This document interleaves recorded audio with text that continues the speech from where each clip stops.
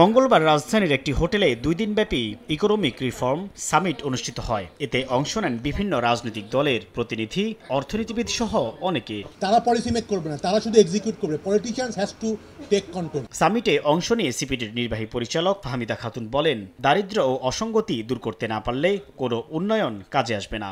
আমাদের যে বৈষম্য হিসাব করার যে সূচকটা, বিশেষ করে যেটা বলে থাকি আমরা গিনি কোএফিশিয়েন্ট, সেটা কি হচ্ছে, সেটা কিন্তু এখন প্রায় 0.5%, 0.499, অর্থাৎ প্রায় অর্ধেক। ক্ষমতা, ব্যবসা ও আমলাতন্ত্রের কঠিন চক্রে মানুষের অধিকার আটকে আছে বলে অভিযোগ করেন এনসিপি নেতা তাসনিম জারা। আর ফ্যাসিবাদ বিরোধী ঐক্য থাকলে আওয়ামী লীগ আর জীবিত হতে পারবে না বলে মন্তব্য করেছেন দলের দক্ষিণাঞ্চলের মুখ্য সংগঠক হাসনাত আব্দুল্লাহ।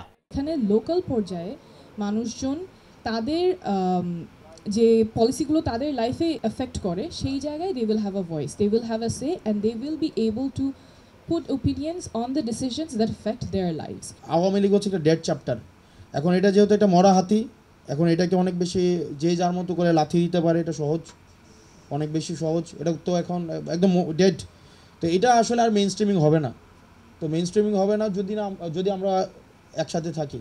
এখন আমরা যদি আবার হচ্ছে নিজেদের মধ্যে বিভিন্ন বর্গে, বিভিন্ন গোত্রে ভাগ হয়ে যাই, তখন কিন্তু আবার হচ্ছে আমাদের জন্য ডিফিকাল্ট হবে। দেশে একটি জাতীয় বুর্জোয়া শ্রেণী দরকার জানিয়ে তথ্য উপদেষ্টা মাহফুজ আলম বলেন, অর্থনীতিতে এখন বড় কোনো সংকট নেই, তবে নির্বাচিত সরকারের অপেক্ষায় রয়েছেন বিনিয়োগকারীরা। ব্যবসা বাণিজ্য ভালো হবে, কারণ হচ্ছে এখানে আসলে ট্রাস্টের ইস্যু আছে প্রতিষ্ঠানগুলো, কারণ নির্বাচন হবে, সবাই অপেক্ষা আছে নির্বাচন হলে তারপরে তারা ইনভেস্ট করবে।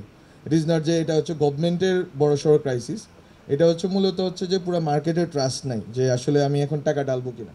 অনুষ্ঠানের শেষ অংশে অগ্নিছড়া বর্ষা বইয়ের মোড়ক উন্মোচন করা হয়।